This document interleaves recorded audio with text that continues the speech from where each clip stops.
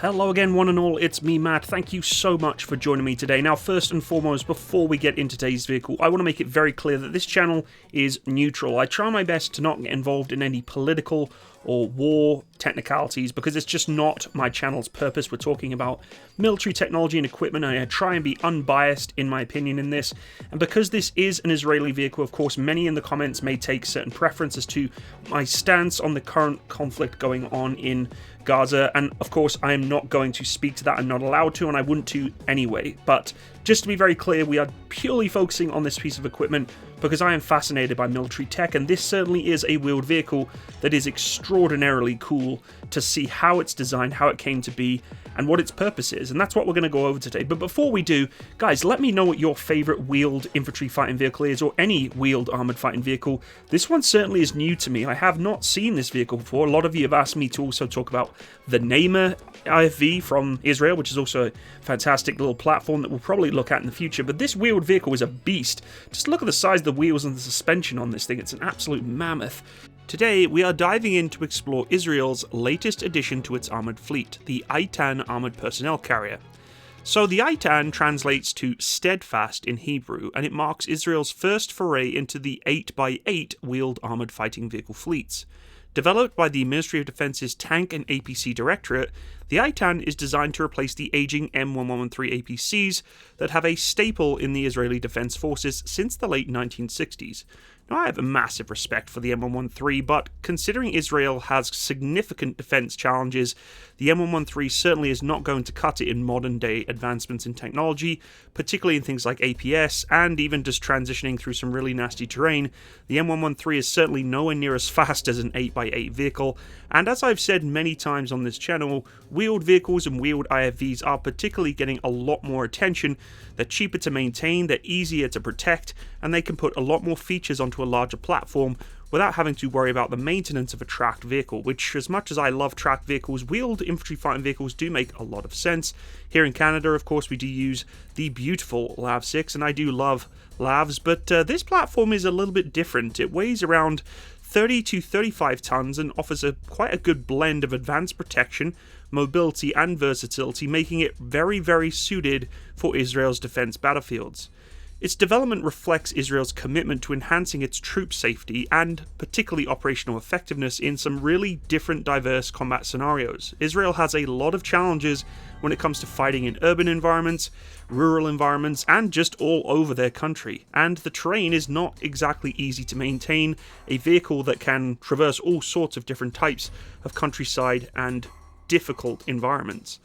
The Eitan's introduction signifies a bit of a shift towards more modern and adaptable armoured solution for the IDF, and it aims to evolve in terms of contemporary warfare, because at the end of the day, a lot of the engagements that these vehicles are taking part in are against insurgency, and these vehicles are best suited for that. Quick movements that can protect their troops from things like IEDs with a V-shaped hull, and 8x8 configurations allow the vehicle to keep going even if 2 or 3 of the wheels are blown off. It was unveiled in August 2016 and was developed to address the need for a more mobile and versatile APC. It is very modular in its design, which of course, like the Boxer, can be adapted for various configurations, and I have a lot of respect for the British Boxer, and I'm going to do a new video on it in the near future here, so stay tuned for that. This is definitely a lessons learned vehicle. The Eitan's design reflects those lessons learned from many past conflicts, emphasizing the importance of protection of its crew and adaptability in modern environments that it's going to go into. The development process involved extensive testing and collaboration between various defense entities to create a vehicle that meets very stringent operational requirements for the IDF. It is equipped with a remote-controlled weapon system, typically mounting a 12.7mm heavy machine gun. Some variants feature a 30mm cannon and the capability to launch spike missiles, providing sustained firepower. Additionally, it's fitted with the Iron Fist active protection system, which detects and neutralizes incoming threats, enhancing survivability on the battlefield. And Iron Fist is a well-known and well-renowned APS system for Israel and other countries that are trying to also incorporate it into their vehicles. The combination of these systems really give the Eitan a bit of an edge to when it comes to engaging a variety of different targets and also maintaining a high level of protection for the crew and passengers. The integration of these advanced defense systems like Iron Fists is really trying to emphasize once again that crew survivability is the highest priority for this vehicle. It is powered by a 750 horsepower diesel engine, which is very powerful, and the Eitan can reach speeds of up to 90 kilometers an hour or 56 miles an hour on-road and up to 60 kilometers an hour off-road, allowing it to keep up to pace with modern mechanized units and, of course, the Merkava main battle tank. Its 8-wheel drive and advanced suspension provide excellent off-road capabilities, and as you can see here, traversing on this train, it is doing very well and just bouncing all over the place. It almost looks like the hull is just stabilized with independent suspension systems. Of course, like any wheeled vehicle of today, it does have run-flat tyres and a central tyre inflation system, allowing it to maintain different performance in different conditions or terrain that it's traversing across.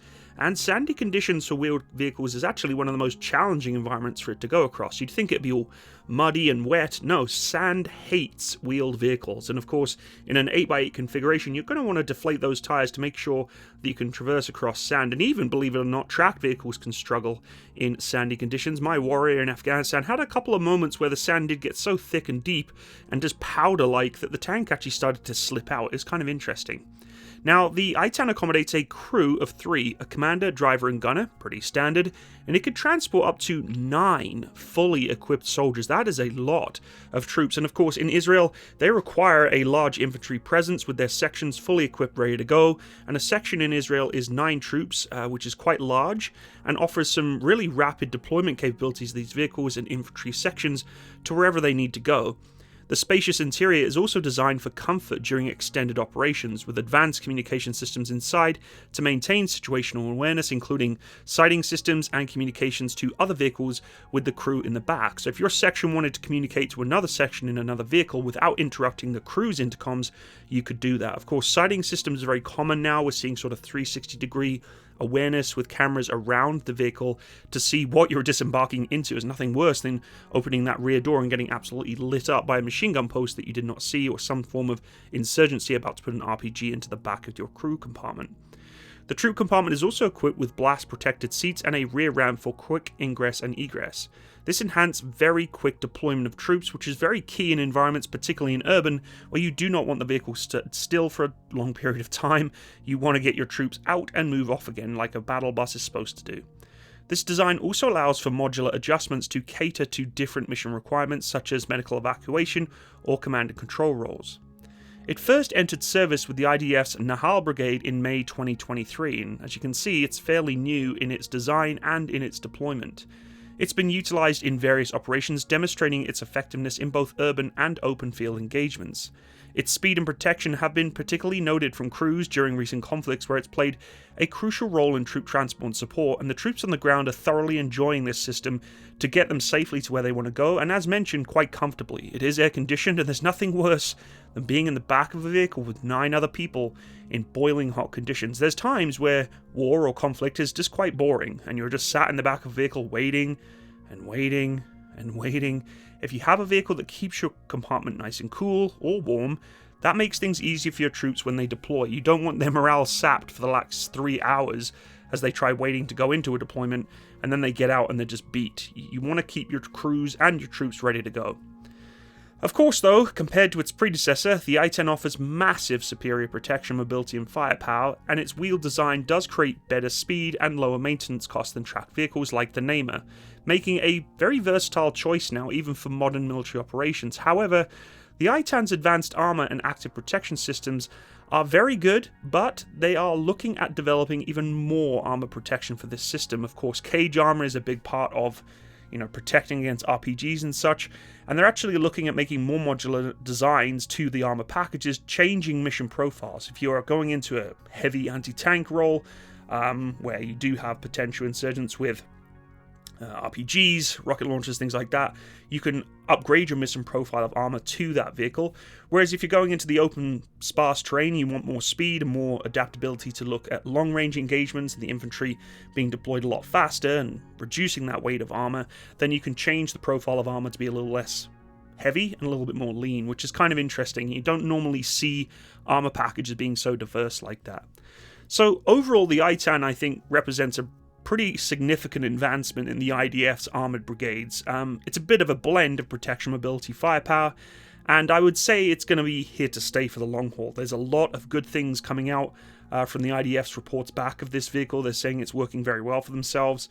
I think future developments are probably going to include more variants, different upgrades to maintain relevance in some of the combat environments they're going to go into. It's a bit of a pivotal step, I think, though, stepping away from that M113, because, as I've mentioned so many times on this channel, the wheeled choices of IFVs out there are just massive. I would say this is more of an AFV more than it is an IFV, because it primarily doesn't have that 30mm. Most of the time it just has the RWS protecting it, so it is a true battle bus. It's not really a fighting vehicle as much, but it can be if it needs to be. But I'd love to know your opinion on this vehicle. I mean, most of you are probably looking at this saying, oh, good, another cookie-cutter 8x8 vehicle, and in some regards I would say it kind of is like that. But it's a produced vehicle within the IDF forces, and it's made by their country, which is also, I think, really cool to have the ability for them to produce their own equipment, obviously making more jobs, and just the pride in a vehicle that they're working with, and can tailor it to their needs, which is something the IDF has been very good at, producing weapon systems technology that is specifically tailored to their environments or their military situations they're going into, which is why they're so good at making them, because they don't need to worry about the host of other combat environments they're going into, for instance, like the jungle or the extreme cold. These vehicles are designated for Israel and to partake in the missions that they specifically want them to do, and I think that's really cool for the fact that it's going to make the vehicle perfected and not trying to fill so many different roles and capabilities that poor old IFVs or even AFVs carrying infantry nowadays have to uphold. There's just so much to ask in a combat environment today, particularly with drones. I don't know if this APS with Iron Fist is going to protect against drones. I'm sure they're going to have another technology to support this. I think at some point also they're going to probably push in some electronic warfare into these vehicles to protect against IEDs like we had in Afghanistan. Very useful bit of kit, kind of protective bubble around your vehicle for any remote detonated devices, but I think they're also very good at doing that kind of tech as well, so we'll probably see that integrated to these vehicles quite quickly. Thanks so much for watching today. If you did enjoy this deep dive into the Armored Personnel Carrier Eitan, let me know. I'd love for you to give me your comments. Of course, as I mentioned at the beginning of this video, I have no preference or allegiances to any political affiliations or countries involved with these particular weapon systems or Israel. Purely just giving you some information about a vehicle and its technology and military specifications. Thank you so much for joining me today, folks. I hope you have a wonderful day. All the best. Bye-bye.